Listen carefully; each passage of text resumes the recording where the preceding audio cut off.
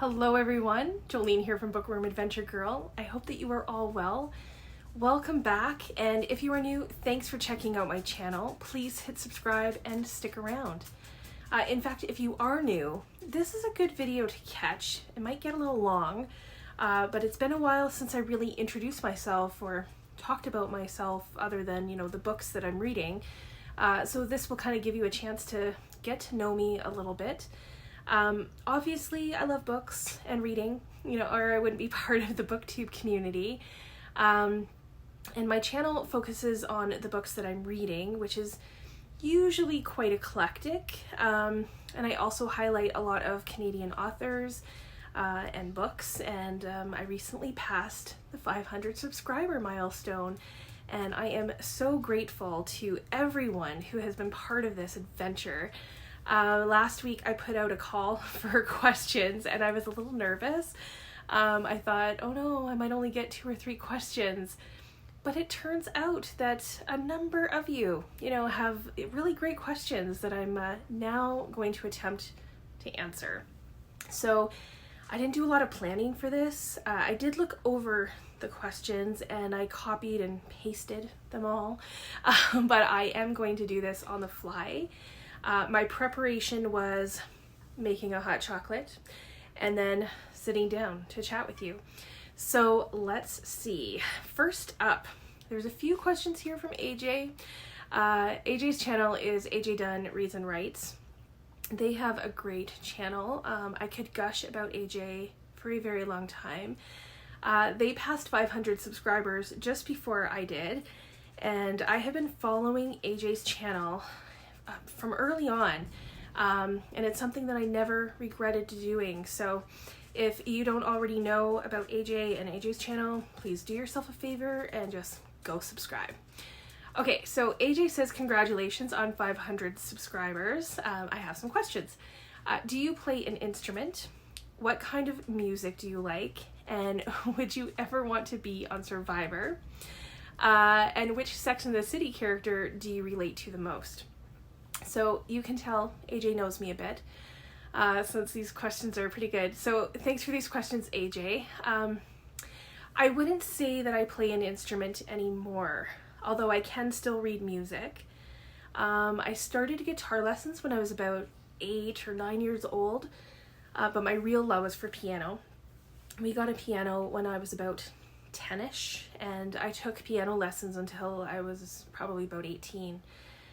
But it's been years since I've played, and yeah. So what kind of music do I like? It's probably easier to tell you what I don't like, because I really, really enjoy music, and I always have. I enjoy live music. Pre-COVID, I would see probably about 150 acts a year. I grew up listening to 70s and 80s music. So like Olivia Newton-John, Michael Jackson, Madonna, Tiffany, Genesis, Belinda Carlisle.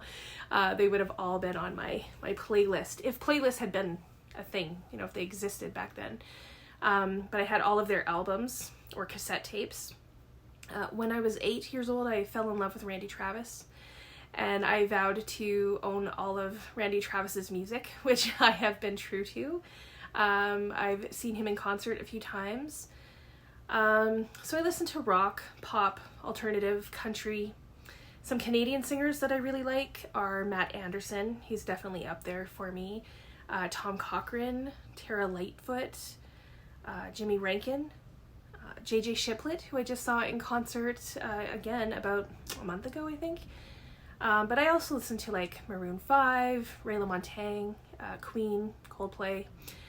There is not enough time in this video for me to talk about everyone that I like. So what was AJ's next question here?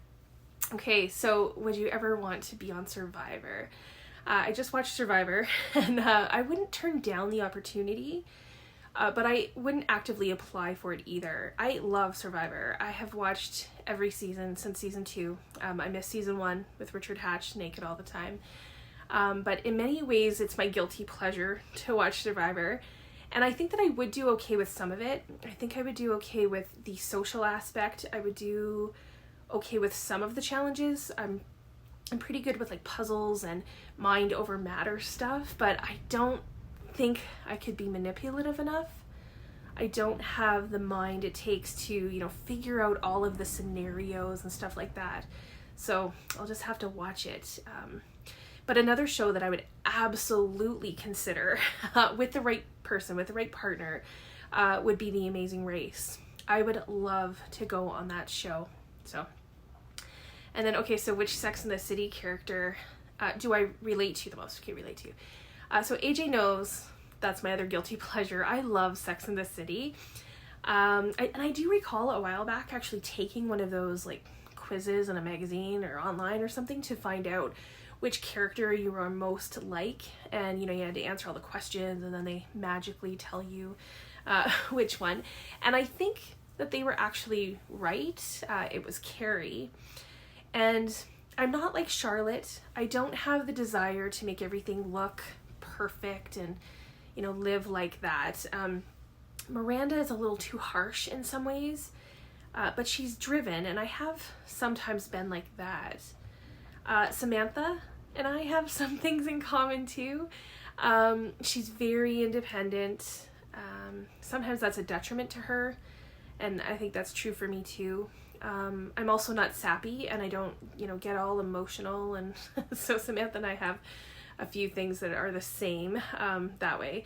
But I think Carrie and I are the most alike. She is a strong character. She has the independence, and she's also kind of the glue that holds everyone together.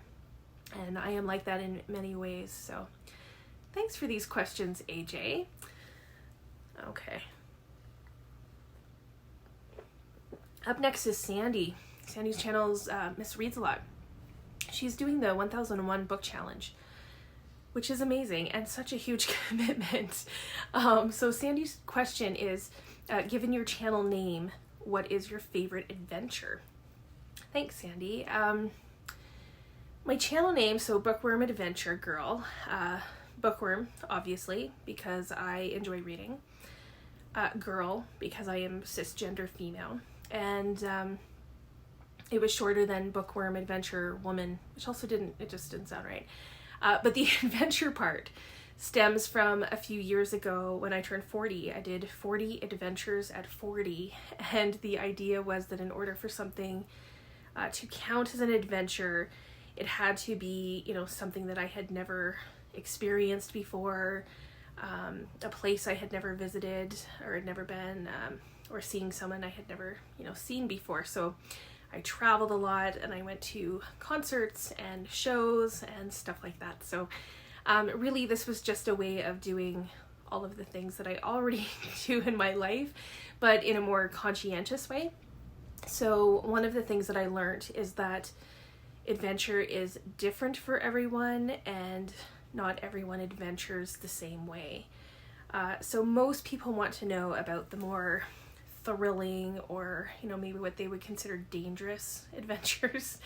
And I will say that skydiving when I was 19 was incredible, and I would show you that video, but it's on VHS. I did that when I was on vacation in Abbotsford, BC, and I'm so glad that I did. The year I turned 40, I went ziplining in Costa Rica, and 2 of the lines were over 1 kilometer long, and they were Superman, so you lay, you're not sitting, and there were birds flying below me, and it was just an amazing feeling.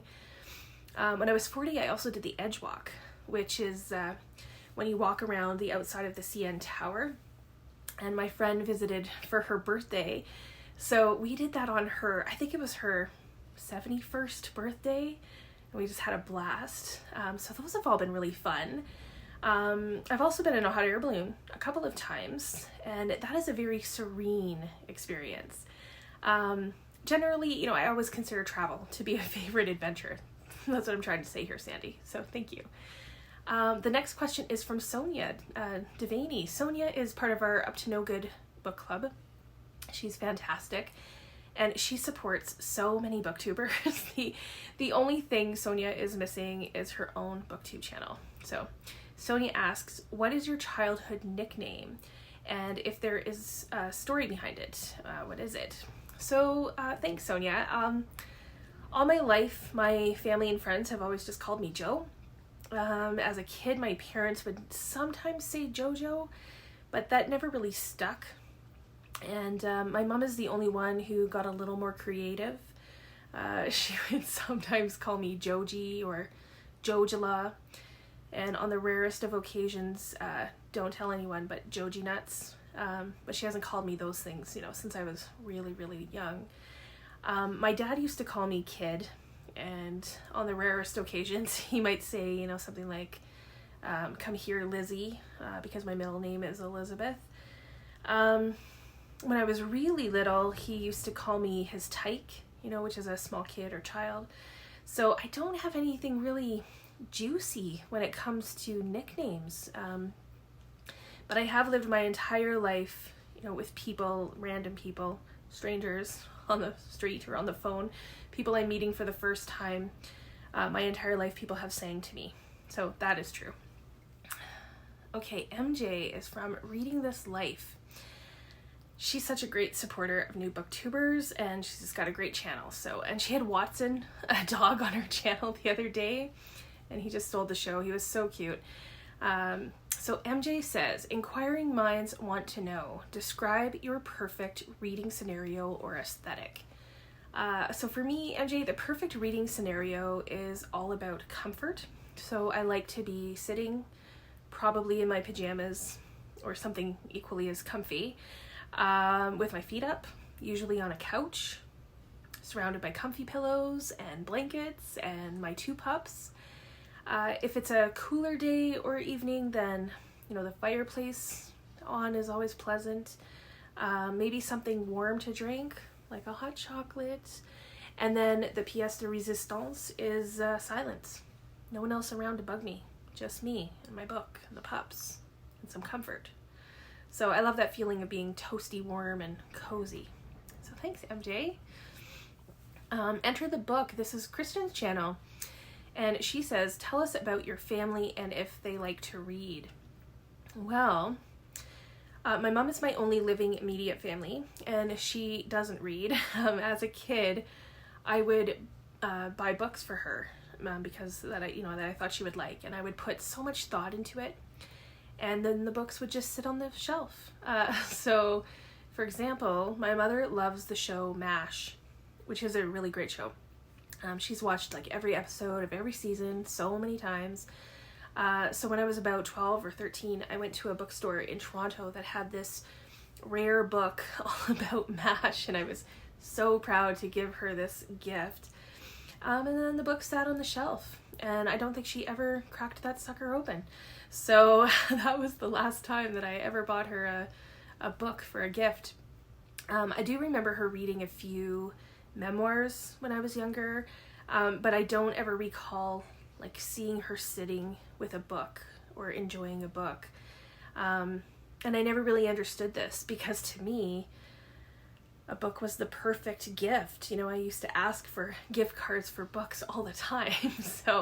But eventually I learned that my mother just didn't have the same relationship with books that I did. My dad, on the other hand, was a reader, and I do have memories of him reading to me, and he would often sit and read a book, and he thought that reading and education were very important. So I think that some of my love of reading comes from him. So thanks, Kristen. Next is Rosie Cockshut. Hey, Rosie. Rosie asks, what has been the most surprisingly enjoyable part of making videos for you? Something that before you started, you thought you wouldn't like, but now you really enjoy. I know when I first started, I was really nervous about talking to the camera and being in front of the camera. And now I don't mind it at all. I just kind of sit down and talk to you. But I think that some of that comes from, now I feel like I know some of you and I know the community. So I don't feel like I'm talking to a bunch of strangers. And when I first started, I felt like I was always, talking to strangers or really no one. Because when I first started, I had 3 subscribers. That was myself, my mother, and a friend. And I didn't think that would ever change. So Before I started, I really wasn't sure how I would like any of this. I was nervous about what I would talk about and had concerns about whether or not anyone would be interested in anything I had to say. But now, I enjoy kind of figuring out what my videos will be about, and I figure that if I find it interesting, maybe somebody else will too. So thank you, Rosie.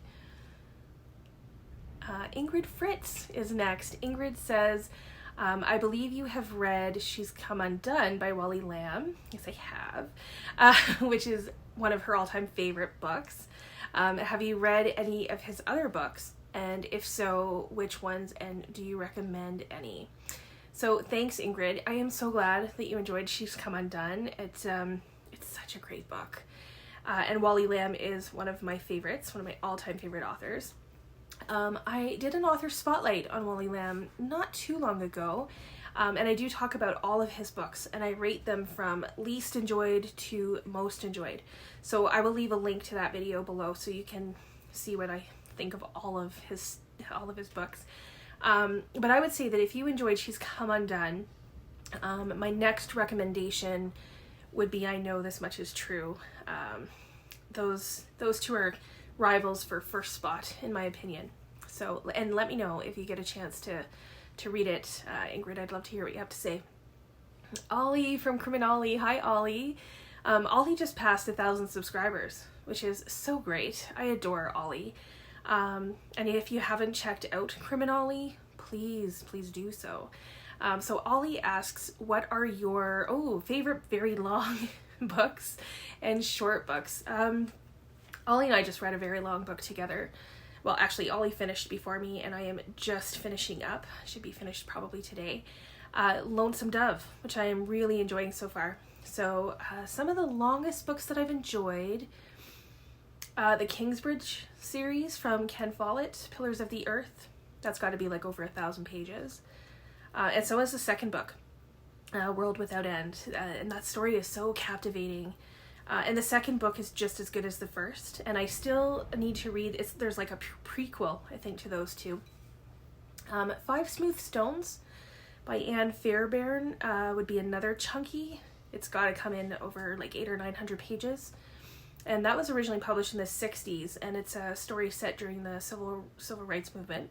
The book had gone out of print though, but I think it's back in print now, which would make sense to me. Yeah, because it continues to be very timely. It would definitely be worth checking out. I don't hear very many people mention it. I've already mentioned I Know This Much Is True by Wally Lamb. That's I think over 900 pages, and it is still one of the best books I've ever read. There's a lot more, but those are the ones that come to mind right now for the bigger books. Some of the shortest books that I've enjoyed, The Velveteen Rabbit.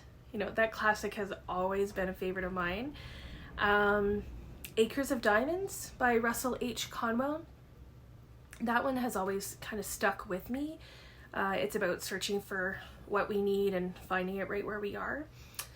I have a number of poetry books that would fall into this category, but I don't think that's what you're looking for. So another classic would be Of Mice and Men by John Steinbeck. Again, one of my favorites for sure. And William Styron's, it's a memoir, Darkness Visible? Darkness Visible, I think. That had an impact on me. It's about mental illness, and it's a pretty quick read. Maybe some of Kelly Corrigan's books. Her books are usually a quick read too. In fact, maybe I will do a spotlight on Kelly Corrigan since I've read all of her stuff, and that's all I can think of right now. But thanks so much for your question, Ollie. Okay, next is another amazing person that I am buddy reading with right now, Gemma from Gem of Books. Gemma's question is, what's the best book you've read so far this year? And is it better than your best book of last year? Great question. My favorite book so far this year, it's a toss-up between Scarborough by Catherine Hernandez and The Maid by Nita Prose.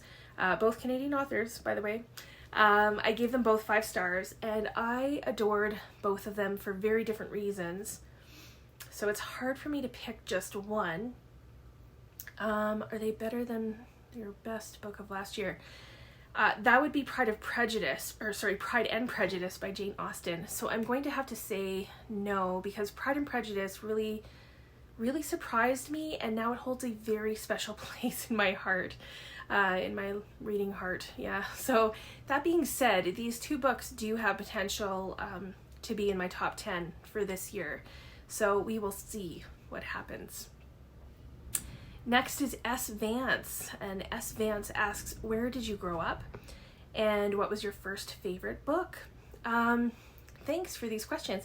I grew up in northern British Columbia in a small town called Fort St. John, BC, which has grown considerably since I lived there.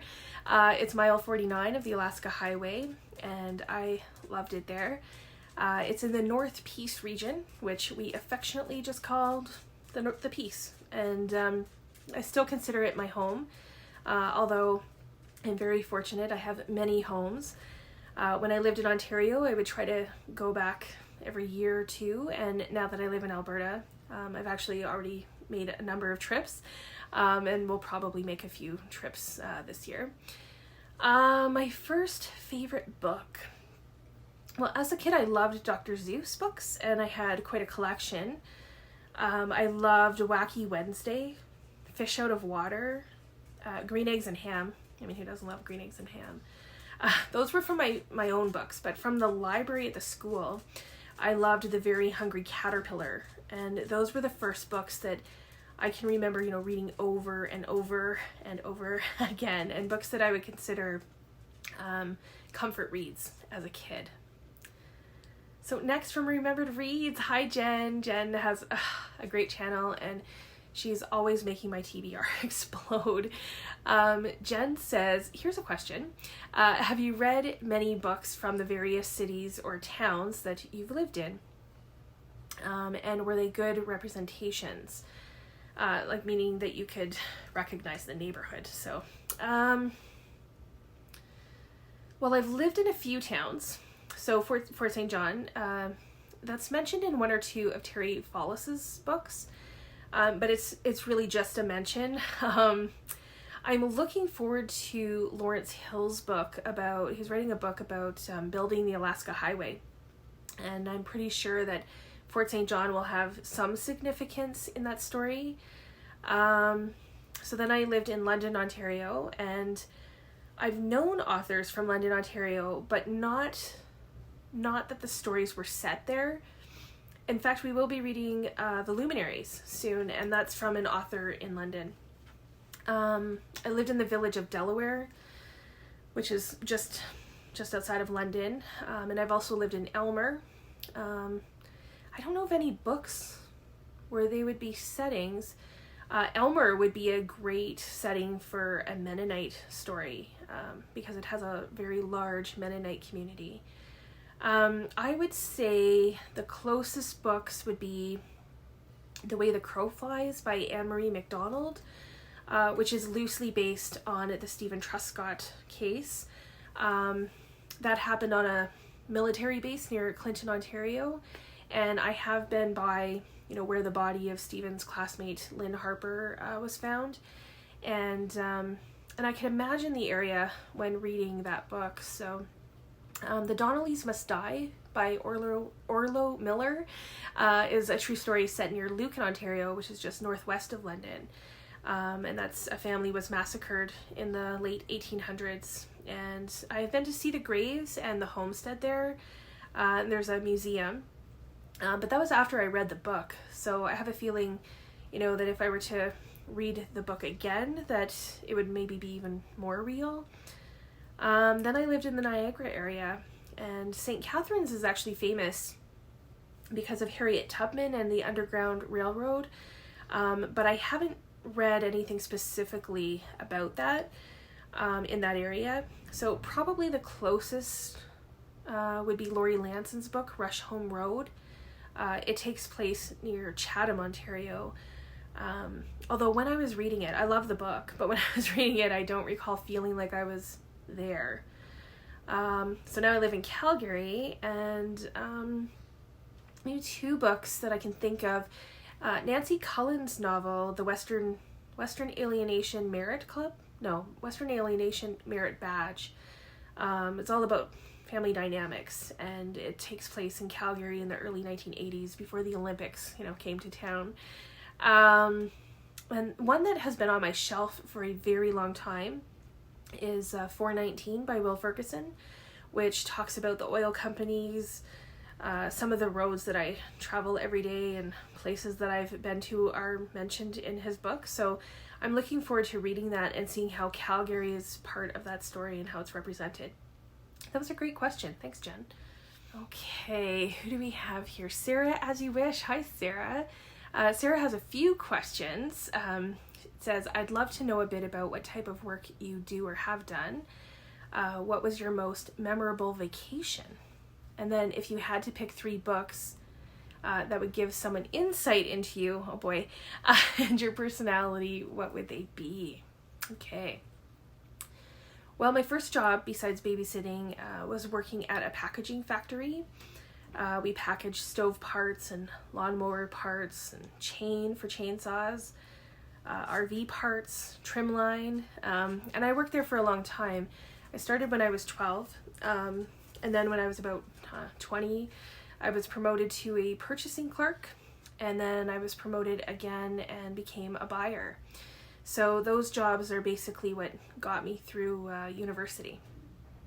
And then after that, I worked as a PSW, a personal support worker, and I did that for almost 5 years, and I absolutely loved it. I enjoyed working with different people. In this case, they all had some type of physical disability. And I thought that I would retire from that job, but that's not what happened. And then a part-time position opened up at a high school, and they were looking for a chaplain, and a friend of mine gave them my name. So, for a while I worked part-time as a PSW and part-time as a high school chaplain.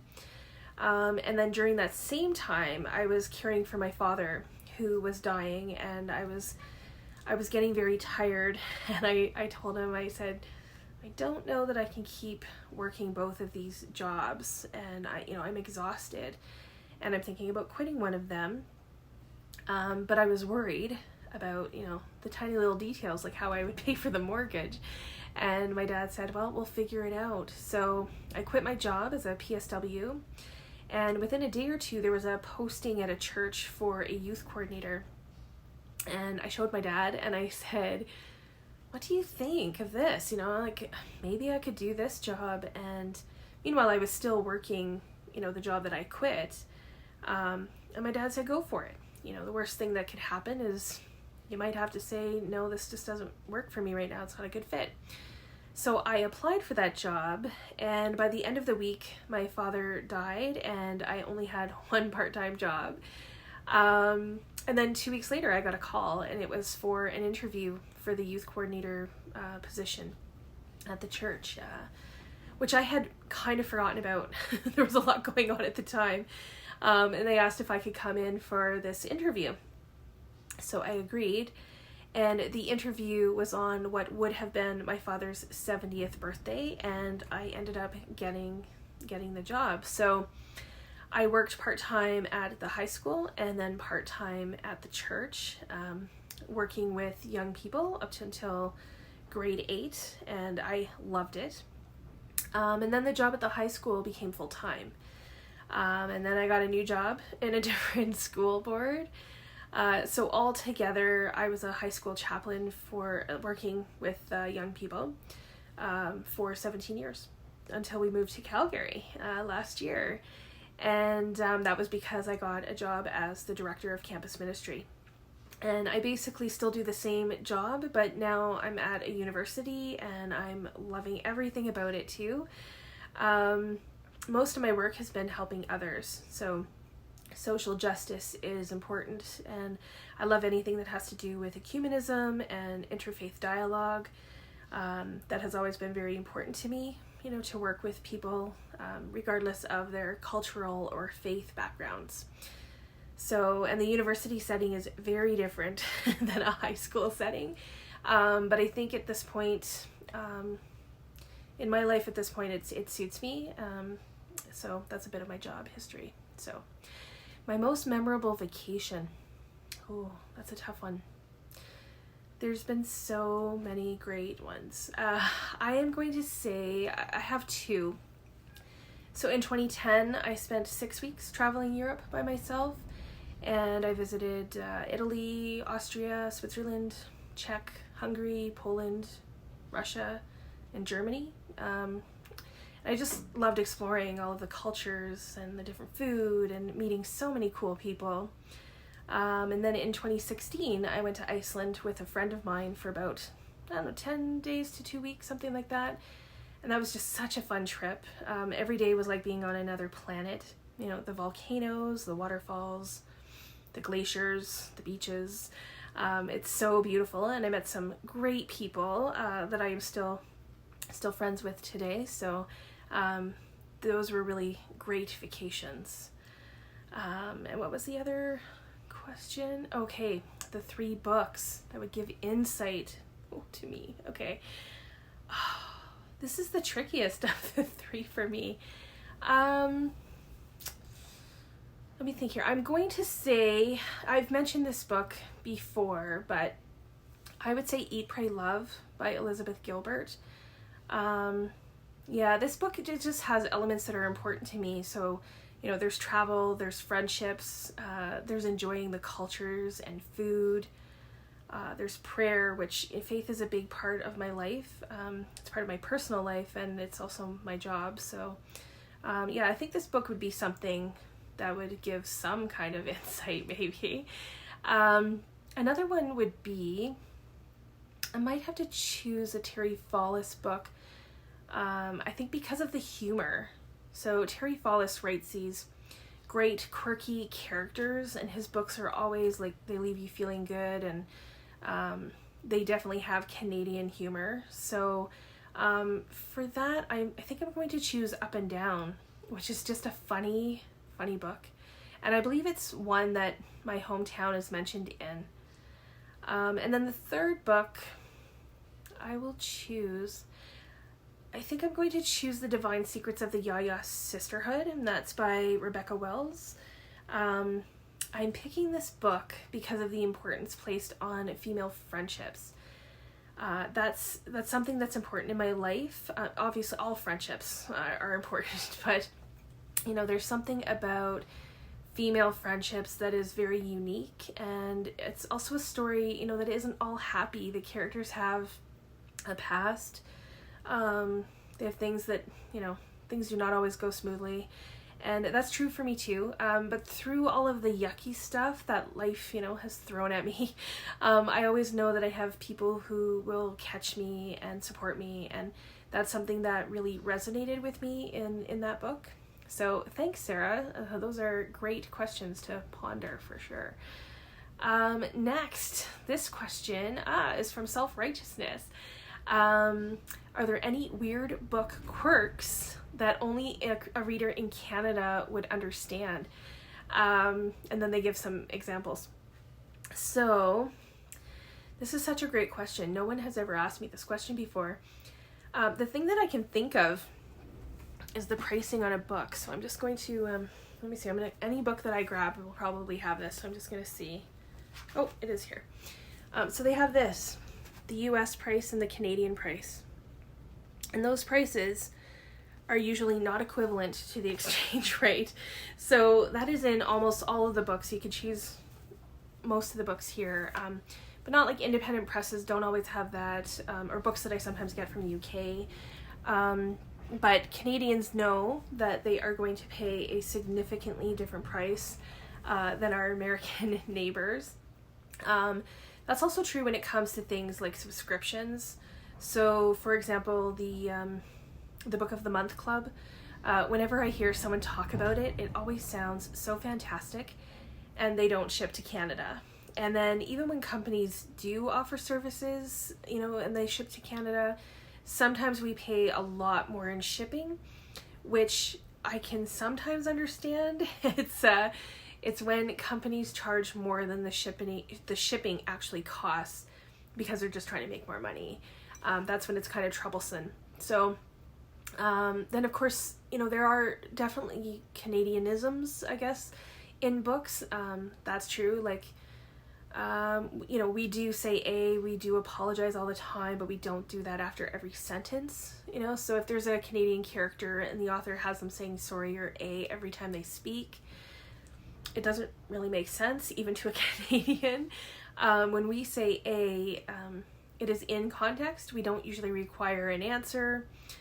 It's rhetorical, or it's looking for affirmation. It's kind of like I'm going to say the American equivalent of ending a sentence with right. So there's a lot more of those kind of things, I would say. And I would also add that although, we've come a long way with this, with Canadian literature, our Canadian authors still don't get the same recognition or the broader audience that many of them really deserve. We have a lot of talented writers, but they are often overlooked because the Canadian market is so different.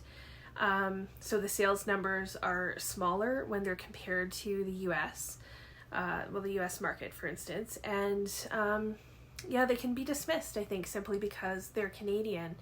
And Margaret Atwood talks about writers choosing to move to other countries when she was first starting out. And they would do this so that people would take them more seriously and so that they would have more opportunities to make it as a writer. And I believe that many writers still need to make that choice today. It's unfortunate, but it's true. So thanks for giving me the opportunity to talk about Can Lit. Karen Weatherald. Hi, Karen. Karen is one of my subscribers. We've done a few buddy reads together. Hopefully we'll be doing a couple more. Karen says, my question would be, where do you get your love of travel from? Also, is there anywhere you would not want to go? Yeah. Well, the tale in my household is that I started traveling when I was 36 hours old, and I never stopped. So when I was born, I was 6 weeks premature, and I was very sick. It was life-threatening, and they had to fly me from northern BC to Vancouver, which is probably like a couple hours flight, 2 to 3 hours maybe, I would say. And my mom couldn't come with me.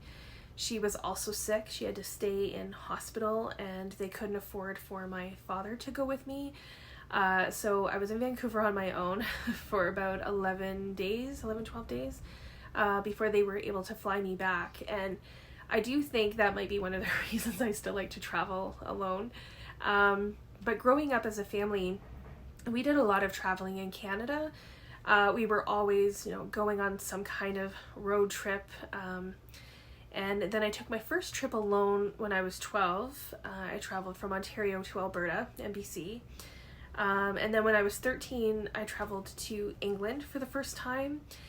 So that was my first time abroad. And then when I was 16, I traveled to Italy for the first time with a friend. And I've just always loved exploring and learning about our world, through travel. I actually see it as an education that I wouldn't get any other way. And then I always looked for ways to explore as much of the world as I could. So places that I would not like to go. I always say that I will go anywhere if someone is willing to pay for it. But yes, there are places that don't appeal to me, like Saudi Arabia being one of them. Right now in particular, I wouldn't want to be in Russia or Ukraine. Basically anywhere that I would feel unsafe. Now I say that, and I have traveled to places that some would consider unsafe. I was 18 when I traveled to Israel, and things were not good at the time. There were, a few times that the trip almost got canceled. It was the first time traveling that I came across people with guns. They were guards, but I had never been in a pharmacy before, with a soldier walking down the aisles with a rifle slung over his back. And even Rwanda, I know some people were concerned that, I was going to Africa, but that I was also visiting a place that had a history of genocide. And when I was in Poland, we ended up in a lockdown in the airport because there was a bomb scare. But in these places, you know, I actually felt safe. Even with the bomb scare, I felt that, you know, really that could have happened anywhere, and it was handled well.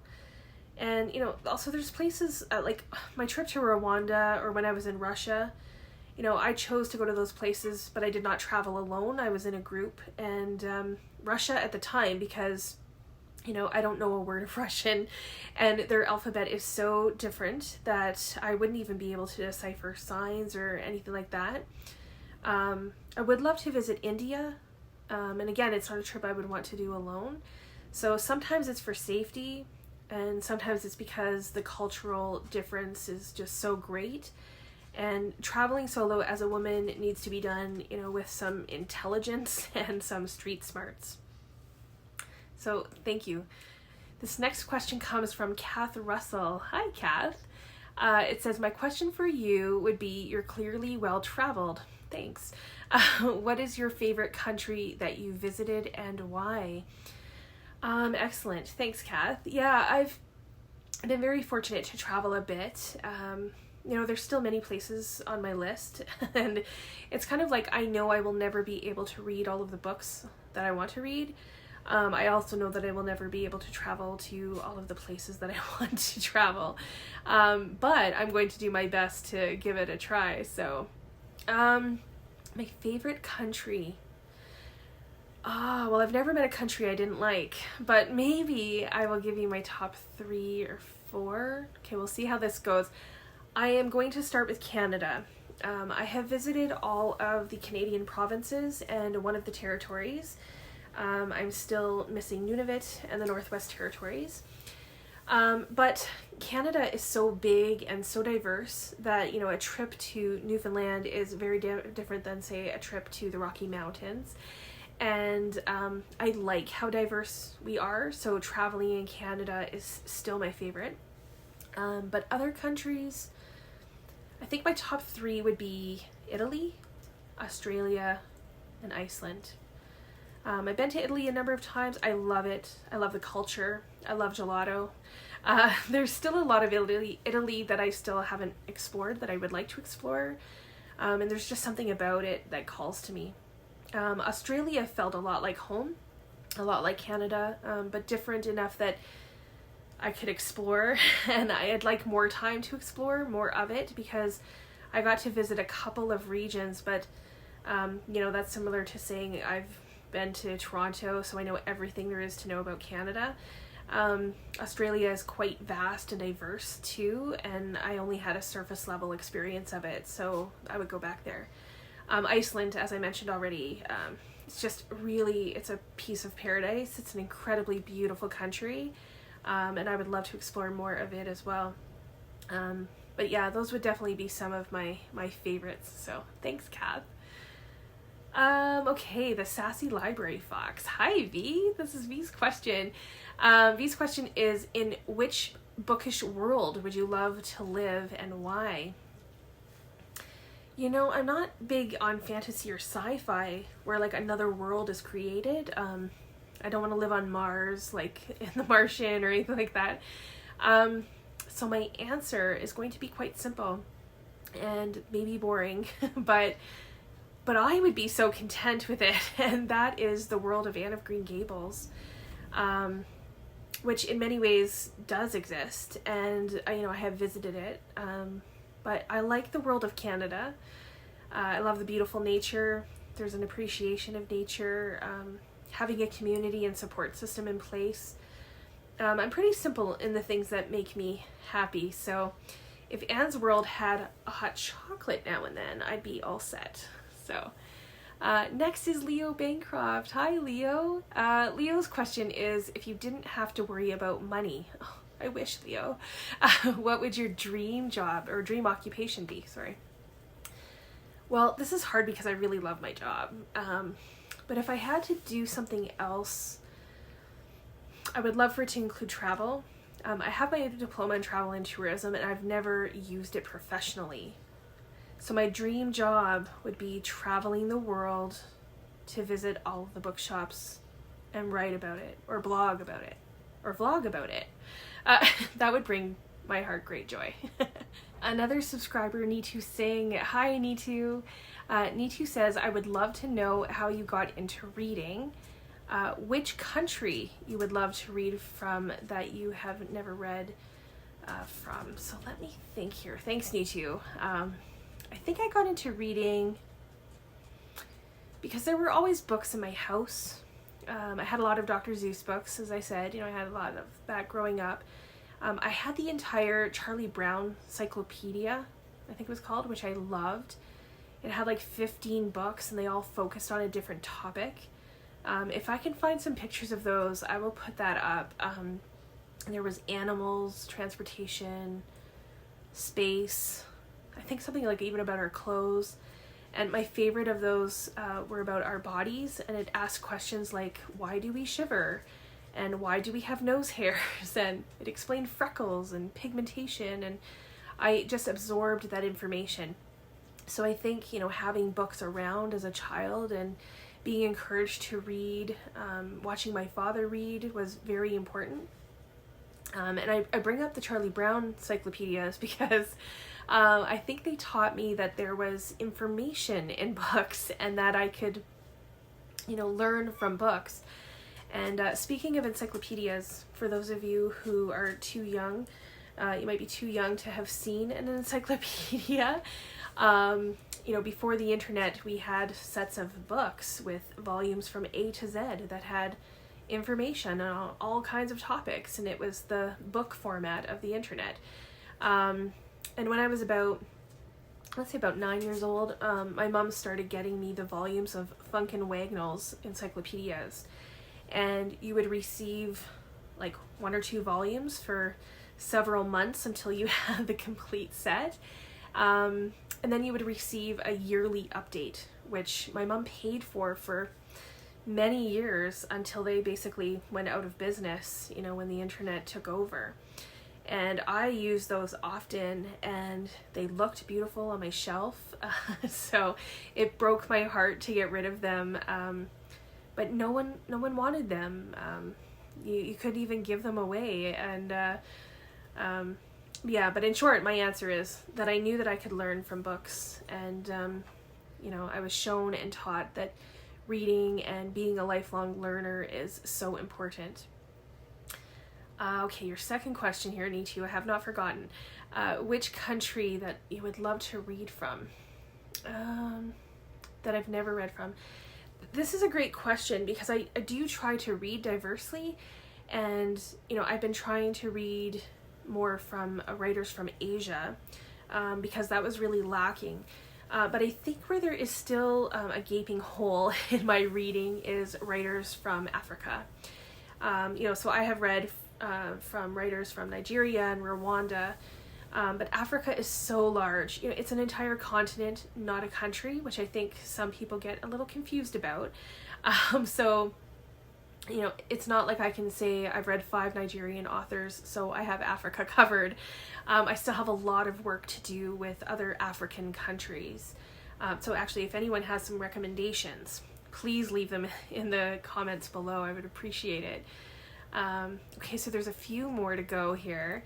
Next is Another Bibliophile Reads. Hi, Greg. And Greg asks, has BookTube changed the way you read, or what you read, or influenced you in unexpected ways? Yes, absolutely, Greg. As a reader, I definitely read books that I wouldn't have otherwise. Every time I watch a video, I'm adding books to my TBR, and it's totally out of control. I love it, but it's out of control. As a booktuber, sometimes I read according to content, if that makes sense. So that's how I started. I wanted to read a Canadian author, and Margaret Atwood is one of the few people who had enough published that I could really immerse myself into her work. And so I was thinking about that, and then I thought, wouldn't it be cool to document that? And then from there, why not start a BookTube channel? So for content and what I committed to then, and for the commitments that I've made since that has changed because I have a channel. So what I wasn't expecting, and the thing that I love the most about BookTube is the community. I've read books with people from different parts of the world. I've learned from other people, and even though, you know, I thought I was reading diversely before, BookTube has only broadened that, and I absolutely love it. So thanks, Greg. Oh, and congratulations to Greg. I know that you recently passed 500 subscribers as well, so congratulations. Next is Cuprius Callings. Hi, Amber. Amber is a new booktuber friend of mine, and Amber asks, who is your favorite character in Anne of Green Gables apart from Anne?